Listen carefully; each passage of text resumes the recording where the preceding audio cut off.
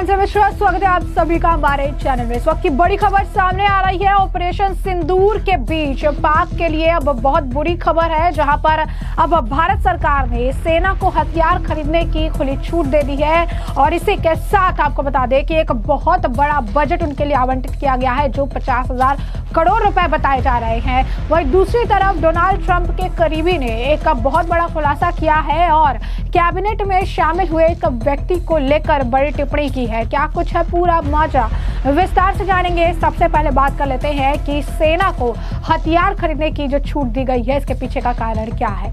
तो रक्षा मंत्री राजनाथ सिंह ने हाल ही में कहा था कि ऑपरेशन सिंदूर अभी भी जारी है। इस बीच अब सरकार ने भारतीय सेना को ऐसी ताकत दी है जो पाकिस्तान के माथे पर पसीना ला सकता है।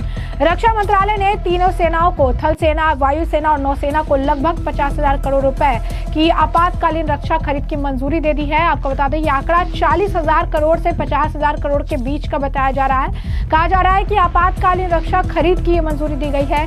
यह फैसला रक्षा मंत्री राजनाथ सिंह की अध्यक्षता में हुए डिफेंस एक्विजिशंस काउंसिल DAC की बैठक में लिया गया है। यह फैसला ऐसे समय आया जब भारत ने स्पष्ट कर दिया है कि यदि पाकिस्तान सीमा पार आतंकवाद को बढ़ावा देना बंद नहीं करता तो वर्तमान युद्ध विराम केवल एक रणनीतिक विराम ही रहेगा। नए अधिकार के तहत तीनों सेनाएं अपनी जरूरत के अनुसार तेजी से खरीदारी कर सकती है। प्रत्येक अनुबंध की अधिकतम सीमा 300 करोड़ रखी गई है।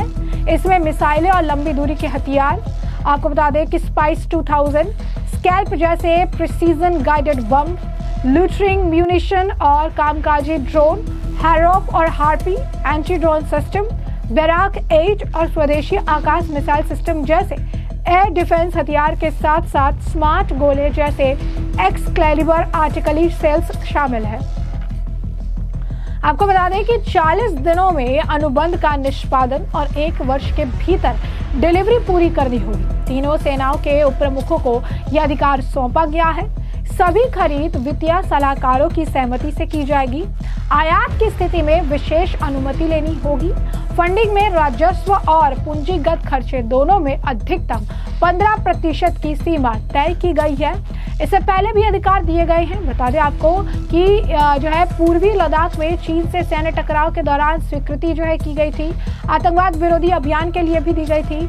वर्तमान परिप्रेक्ष्य में पाकिस्तान के साथ बढ़ते तनाव और 4 दिन की तीव्र झड़पों को देखते हुए दी गई। आपको बता दें कि 7 से 10 मई तक चली कार्रवाई में भारतीय वायुसेना ने ब्रह्मोस, रैम्पेज, क्रिस्टल मेज 2, स्पाइस 2000, स्कैल्प और हैमर जैसे हथियारों का व्यापक उपयोग किया है। सेना ने Sky Striker, loitering munitions, Excalibur shells और अन्य हथियारों के सटीक हमले किए। IAF ने इजरायली कामकाजी ड्रोन का भी इस्तेमाल किया, जिसने दुश्मन के ठिकानों को भेजने में अहम भूमिका निभाई। रक्षा सूत्रों ने बताया है कि भारतीय सुरक्षा बलों को आपातकालीन खरीद की मंजूरी हाल में आयोजित हुए रक्षा अधिग्रहण परिषद की बैठक में दे दी गई है। केंद्र सरकार की ओर से मिली मंजूरी के बाद अब सेना 50,000 करोड़ रुपए के हथियार को खरीद सकेगी। हालांकि अगर जरूरत पड़ती है तो सरकार और अतिरिक्त बजट भी दे सकती है। अमित शाह ने ऑपरेशन सिंदूर पर भी बयान दिया था और कहा था कि भारत न्यूक्लियर धमकी से नहीं डरता और पाकिस्तान में आतंकवादी कैंप तबाह कर दिए गए। उनके अनुसार पहलगाम के हमले का बदला जैश-ए-मोहम्मद, लश्कर-ए-तैयबा के हेडक्वार्टर्स को जमीन-ए-जद कर मिट्टी में मिलाकर लिया गया। ये भारत की ओर से उरी और पुलवामा के बाद की गई कड़ी जवाबी कार्रवाई है। वहीं आप समझ सकते हैं कि इस खबर के बाद पाकिस्तान की नींद उड़नी तो संभावित बताई जा रही है। कहा जा रहा है कि इस जो है मामले के बाद पाकिस्तान को अब नींद नहीं आने वाली है, क्योंकि सैन्य बल जो है अपनी क्षमता और बढ़ाने जा रहे हैं। और भारत का अगर आप कहेंगे कि जो सिस्टम है, भारत युद्ध के दौरान किस तरीके से काम कर सकता है, भारत के पास जो है किस तरीके की क्षमता है, ये बात किसी से नहीं छिपी है। और इसका एक बहुत बड़ा जो नज़ारा है, और जो है आपको बता दें कि उन्होंने ऑपरेशन सिंदूर के वक्त जो है पूरी देश और दुनिया ने देख लिया कि भारत को कमतर आंकना उनकी सबसे बड़ी भूल हो सकती है। वहीं दूसरी तरफ अमेरिकी राष्ट्रपति डोनाल्ड ट्रंप की करीबी सहयोगी लॉरा ल्यूमर ने बड़ा बयान दे दिया है। आपको बता दें कि जिसे अलकायदा लश्कर ने दी ट्रेनिंग, अब US ने 20 साल की जेल की सजा सुनाई थी, अब उसे ट्रंप कैबिनेट में जगह मिल गई है। तो आपको बता दें कि आतंकी कैंप में ट्रेनिंग लेने के लिए पाकिस्तान गया था, जिसने आतंकवादी गतिविधियों के लिए अमेरिका में 13 साल की जेल की सजा भी काटी थी। उसे अब व्हाइट हाउस के धार्मिक स्वतंत्रता आयोग के सलाहकार बोर्ड के सदस्य के रूप में लिस्ट किया गया है, जिसकी घोषणा 16 मई को आधिकारिक व्हाइट हाउस वेबसाइट पर की गई। आपको बता दें कि इस्माइल रॉयर नाम के एक व्यक्ति, जिसे आतंकवादी भी बताया गया, जिसे डिपार्टमेंट ऑफ जस्टिस ने आतंकवादी कैंप में ट्रेनिंग के लिए पाकिस्तान की यात्रा करते हुए पाया था, जो अमेरिका पर हमला करने के लिए आतंकवादियों को प्रशिक्षित करने वाले वर्जीनिया नेटवर्क का हिस्सा था और जिसकी FBI द्वारा जांच की गई थी। अब वो व्हाइट हाउस में सलाहकार बोर्ड ऑफ ले लीडर्स में है, जिसकी घोषणा 16 मई को अब की गई है। 2003 में रॉय पर आतंकवाद से संबंधित आरोपों पर मुकदमा लगाया गया था, जिसमें संयुक्त राज्य अमेरिका के खिलाफ युद्ध की साजिश और अलकायदा और लश्कर को सहायता देना शामिल था। उसने 2004 में हथियार और विस्फोटकों के उपयोग में सहायता करते और बढ़ावा देने का दोष स्वीकार किया, जिसके लिए उसे 20 साल की भी सजा मिली थी और उसने 13 साल की सजा काटी। इस्माइल रॉयल ने 2023 में मिडल ईस्ट फोरम से बात करते हुए अपनी उस जर्नी को भी याद किया था कि कैसे जो पहले जो है आतंकी बने और फिर एक आम नागरिक की तरह जीवन जो है जीने लग गए। अब इसे लेकर डोनाल्ड ट्रंप की करीबी लॉरा नुमर लिखती हैं कि आतंकी शिविर में प्रशिक्षण लेने के लिए पाकिस्तान की यात्रा की और आतंकवादी गतिविधियों के लिए अमेरिका में 20 साल की जेल की सजा काटी। उसे व्हाइट हाउस सलाहकार बोर्ड ऑफ लीडर्स के सदस्य के रूप में सूचीबद्ध किया गया है। इसकी घोषणा आज आधिकारिक वेबसाइट पर जो है व्हाइट हाउस के कर दी गई है। जब मैंने सोचा कि व्हाइट हाउस में जांच संकट इससे बदतर नहीं हो सकता, तो आज की घोषणा ने मुझे सचमुच दिल का दौरा पड़ रहा है। जो है इस्माइल रॉय नाम एक व्यक्ति जो है वो DOJ ने आतंकवादी शिविर में प्रशिक्षण लेने के लिए पाकिस्तान की यात्रा करते हुए पाया गया था, जो वर्जीनिया नेटवर्क का हिस्सा था, जिसने अमेरिका पर हमला करने के लिए आतंकवादियों को प्रशिक्षित किया था, जिसकी FBI द्वारा जांच की गई थी। अब व्हाइट हाउस सलाहकार बोर्ड ऑफ ले लीडर्स में शामिल है, जिसकी घोषणा की गई है। 2003 में रॉयल पर आतंकवाद से जुड़े आरोप लगाए गए थे, जिसमें संयुक्त राज्य अमेरिका के खिलाफ युद्ध की साजिश, अलकायदा और लश्कर को भौतिक सहायता प्रदान करना शामिल है। 2004 में उन्होंने आग्नेयास्त्रों और विस्फोटकों के इस्तेमाल में सहायता करने और बढ़ावा देने का दोष स्वीकार किया, जिसके लिए उन्हें 20 साल की सजा मिली। 13 साल की सजा उन्हें काटनी पड़ी। आज व्हाइट हाउस ने अपनी वेबसाइट पर घोषणा की कि ट्रंप प्रशासन ने अपने धार्मिक स्वतंत्रता आयोग के सलाहकार बोर्ड के सदस्यों में उसके नाम को घोषित किया है।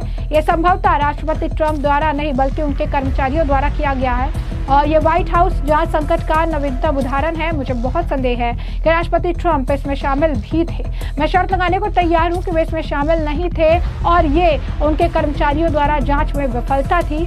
व्हाइट हाउस सलाहकार बोर्ड ऑफ लीडर्स में नामित व्यक्तियों में से एक इस्माइल जो है रॉयर है। इस्माइल रॉयर जिनका जन्म रॉनेल्ड टॉर रॉयर के रूप में हुआ था और उसके बाद उसने धर्मांतरित होने के बाद एक अमेरिकी भी है, जिसका आतंकवाद से संबंधित गतिविधियों में इतिहास रहा, जो ट्रंप सलाहकार बोर्ड के पद में उनकी उपयुक्तता के बारे में गंभीर चिंता उत्पन्न करता है। 1990 के दशक में रॉयल ने जो है धर्म अपना लिया था और उसके बाद वो उसमें शामिल हो गया और उसकी वकालत करने लग गया, लेकिन बोन्सियाई युद्ध में लड़ने और 2000 में पाकिस्तान में लश्कर ए तैयबा के साथ जुड़ने में उसके अनुभवों ने उसे उग्रवाद की ओर जो है उसे बढ़ावा दे दिया। अमेरिकी द्वारा नामित आतंकवादी संगठन LET के साथ उसकी गतिविधियों में प्रचार, कश्मीर में भारतीय ठिकानों पर गोलीबारी, हथियार रखना इसमें शामिल है, जो हिंसक कारणों के प्रति उसकी प्रतिबद्धता को दर्शाता है। 9/11 के बाद रॉय वर्जीनिया नेटवर्क के एक प्रमुख व्यक्ति थे, जो पेटबॉल प्रशिक्षण का आयोजित करते हैं। हथियार प्रशिक्षण के लिए LET शिविरों की यात्रा की सुविधा प्रदान करते हैं, जिसमें कुछ सदस्यों का लक्ष्य अमेरिका सेना के खिलाफ तालिबान का समर्थन करना था। 2004 में उसने जो दोष स्वीकार किया उसमें उसने दूसरों को लश्कर ए तैयबा और प्रशिक्षण तक पहुंच उपलब्ध करने और तालिबान के प्रयासों का समर्थन करने की बात स्वीकार की थी। ट्रंप सलाहकार बोर्ड में सेवा करने के लिए वो अयोग्य क्यों है, ये भी समझिए। आतंकवाद से संबंधित गतिविधियों का इस्माइल रॉयर का प्रलिखित इतिहास से ट्रंप सलाहकार बोर्ड में सेवा करने के लिए अयोग्य बनाता है, विशेष रूप से राष्ट्रीय सुरक्षा नीति पर बोर्ड के संभावित फोकस को देखते हुए। 2008 के मुंबई विस्फोट जैसे हमलों के लिए जिम्मेदार आतंकी संगठन लश्कर ए तैयबा के साथ उसकी भागीदारी, वर्जीनिया नेटवर्क में उसकी भूमिका और हिंसक का जो है उसका प्रशिक्षण दिया गया था, जिसमें 9/11 के बाद तालिबान की सहायता करने की कोशिश, अमेरिकी विरोधी और चरमपंथी विचारधाराओं के साथ उनके पिछले जुड़ाव को दर्शाता है। आतंकवादी प्रशिक्षण शिविरों तक पहुंच की सुविधा प्रदान करने, आतंकवादी उद्देश्यों के लिए हथियार रखने सहित इन कार्यों के कारण 2004 में दोषी ठहराया गया किया था और 20 साल की सजा सुनाई गई थी। और ऐसे रिकॉर्ड उनके निर्णय और अमेरिकी हितों के प्रति वफादारी के बारे में गंभीर सवाल उठाता है, जो राष्ट्रपति महत्व के मामलों में सलाह देने के लिए महत्वपूर्ण है। ऐसे में हमने आपको जो पूरा मामला है विस्तार से बताया। इस मामले पर अब आपकी जो राय है कमेंट सेक्शन में कमेंट करके जल्द से जल्द साझा करिएगा। धन्यवाद।